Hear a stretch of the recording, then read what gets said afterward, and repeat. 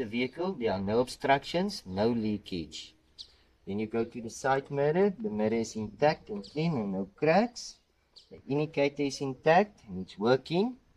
The wiper blade is still fine. Put the back there. Right there, the wheel, the thread is okay. There's no side damage. The valve is closed and the wheel nuts are tight. The slide is intact and it's working. Bonnet is closed. I've already checked the water, oil, brake fluid, fan belt. Then you go over to the number plate. The number plate is fastened and it's corresponding with the license disc, and the disc is still valid.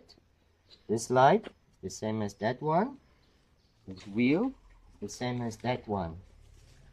The wiper, the indicator and the mirror is the same as that one. The back wheel is the same as the front one. Fuel cap is closed, no leakage. Here at the back, you mentioned that all the lights is the same as the front, as well as the wiper, and the number plate is the same as the front. And then lastly, this back wheel is the same as the front.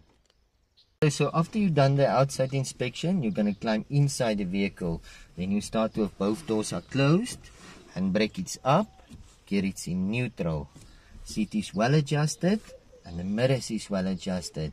Then you're going to mention you switch on the vehicle without starting, and then you tell the examiner all the lights and the meters works on the dash. Then you wait for further instructions.